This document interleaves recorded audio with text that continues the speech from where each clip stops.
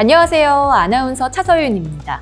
여러분, 혹시 출근길이나 퇴근길에 이웃집에서 나는 다툼 소리를 들어본 적 있으신가요? 그 소리를 듣고도 부부싸움인가 보다, 그냥 훈육하는 거겠지 하고 지나치신 적 한 번쯤은 있을 겁니다. 그런데 그 다툼이 하루, 이틀, 그리고 몇 달째 계속된다면 어떨까요? 오늘 준비한 코너는 바로 그 시선, 그 목소리에 주목하는 시간입니다. 바로 이웃의 눈! 이번 시간 우리 주변에서 놓치고 있는 가정폭력의 신호와 우리가 할 수 있는 작은 행동을 함께 살펴보기 위해서 강사님 모셨습니다. 안녕하세요. 네, 안녕하세요.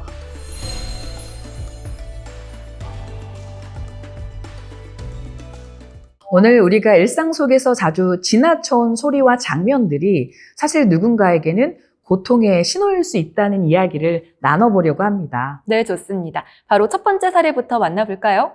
네, 지난해 한 상담소로 이런 전화가 걸려왔는데요. 옆집에서 아이가 밤마다 울어요. 큰 소리도 나고요. 그냥 싸우는 것 같지는 않던데 혹시 확인해 줄 수 있나요? 라는 신고 전화였어요. 신고를 받고 출동한 경찰이 집안을 확인했더니 7살 남자아이와 엄마가 아빠로부터 장기간 폭력에 시달리고 있었다고 합니다. 평소에는 단순히 아이가 우는 소리로만 들렸을 텐데 실제로는 폭력이 일어나고 있었던 거였군요. 네, 맞습니다. 해당 사실이 밝혀지고 이웃들은 이렇게 이야기를 했다고 해요. 그 집은 늘 시끄러웠다. 폭력인 줄 몰랐다는 반응을 보였다고 합니다. 특히 아이가 밤마다 울거나 낮에도 계속 불안해 보이는 행동이 반복된다면 주의를 기울일 필요가 있겠습니다.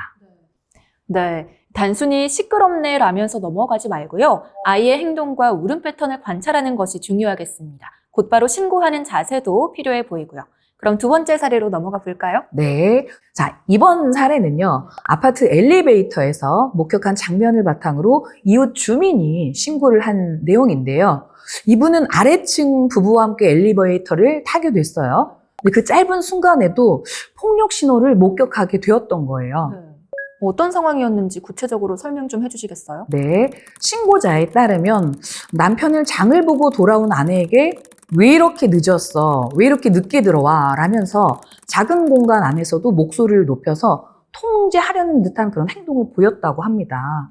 또 아내가 마트에 잠깐이라고 이야기를 했더니 남편은 팔로 몸을 살짝 막아서 말을 더 이상 붙이지 못하게 했고 또 손목을 살짝 잡아서 이동을 제한하기까지 했다고 해요.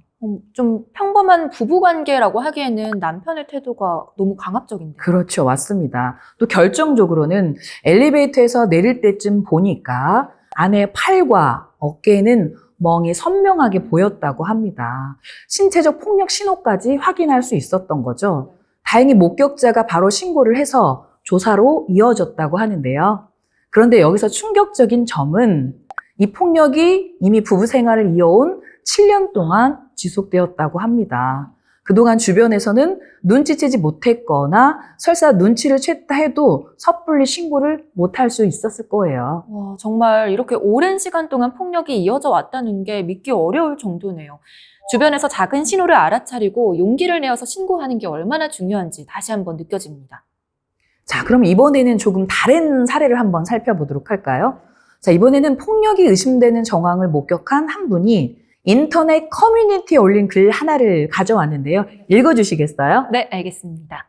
안녕하세요. 저는 요즘 조금 신경이 쓰여서 이렇게 사연을 보내게 됐습니다. 저희 집 아래층에는 70대 정도 되시는 어르신이 사세요. 가끔 복도에서 마주치면 인사도 하고 말도 조금씩 나누곤 했거든요. 그런데 얼마 전 아들로 보이는 분이 집으로 올라오시는 걸 봤어요. 그때는 그냥 아들이구나 하고 생각했는데 그 이후부터 뭔가 조금 이상해지신 것 같아요. 복도에서 마주칠 때면 몸이 많이 위축돼 계시고 손이나 팔에는 멍이 있거나 피부가 푸르스름하게 보여서 마음이 안 좋습니다. 음식은 제대로 드시는지도 잘 모르겠고 집 안에서도 거의 나오지 않으세요. 혹시 제가 그분의 사적인 영역을 침범하며 지나치게 걱정하는 걸까요? 아니면 혹시 학대를 당하고 계신 건 아닐까 하는 생각이 자꾸만 듭니다. 자주 보이지 않아서 더 신경이 쓰이기도 하고요. 신고했다가 그런 게 아니면 어쩌지 싶기도 해요. 어떻게 해야 할까요?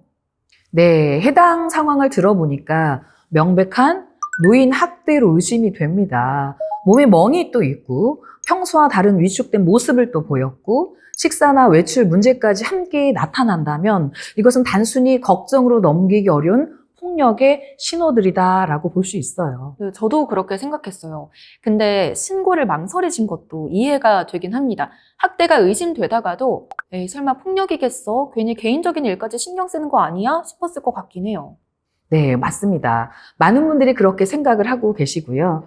하지만 가정에서 일어난 일을 사적인 일로 여기며 외면하는 동안에도 누군가는 도움을 요청하지 못한 채 고통 속에 살고 있는 사실을 잊으면 우리는 안 됩니다. 그 점을 기억하고 작은 변화나 신호라도 포착을 해서 안전하게 도움을 연결해 주는 것이 정말 중요합니다.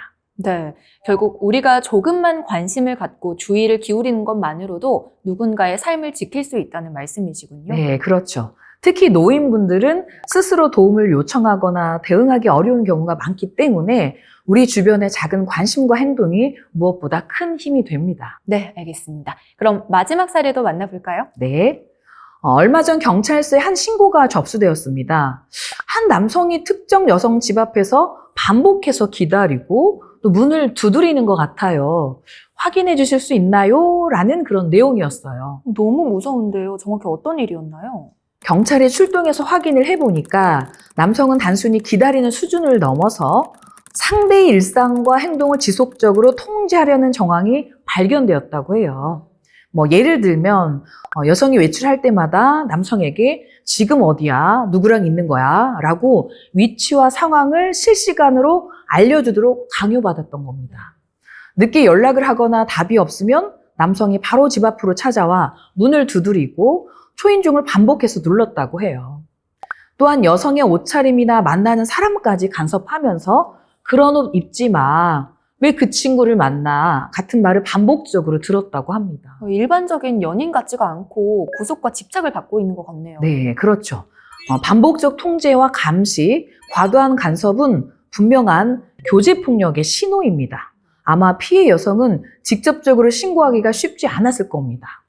특히 친밀한 관계 속에서는 폭력이 일상처럼 느껴지거나 내가 문제를 만드는 건 아닐까 하는 심리적 부담 때문에 신고를 망설이기 쉽기도 합니다. 특히 교제폭력은 친밀한 관계라는 이유로 피해자가 도움을 요청하기 어렵다는 특징이 있습니다. 자, 그렇기 때문에 주변에서 스토킹이나 과도한 통제, 반복적인 위협을 목격한다면 망설이지 말고 경찰이나 전문기관에 알려주는 것이 중요합니다. 네, 기억하겠습니다. 오늘 이웃의 눈에서는 이렇게 4가지 사례를 함께 살펴봤는데요. 아이, 부부, 노인, 또 연인 간 사례까지 모두 우리 주변에서 실제로 일어날 수 있는 이야기였습니다. 평소에는 그냥 지나쳤을 작은 신호들이 누군가에게는 생명의 위협이 될 수도 있다는 점 다시 한번 생각하게 되네요. 자, 맞습니다. 가정폭력, 그리고 교제폭력은 어느 한 집단의 문제가 아니죠. 우리 사회의 신뢰와 인권을 무너뜨리는 공적인 문제입니다. 자, 그럼 이 문제는 과연 누가 막을 수 있을까요? 나 자신 아닐까요? 네, 좋습니다. 맞습니다. 이 문제를 막을 수 있는 첫 번째 사람은 바로 우리 주변의 한 사람, 나 자신일지도 모릅니다. 그리고 오늘 만나볼 교육도 바로 그 마음에서 시작하죠. 가정폭력, 교제폭력의 실체를 정확히 이해하고 피해자의 목소리에 귀 기울이면서 공공기관 구성원으로서 우리가 할 수 있는 역할을 함께 바라보는 시간이 되었으면 좋겠습니다. 네, 좋습니다. 그럼 함께 시작해 볼까요?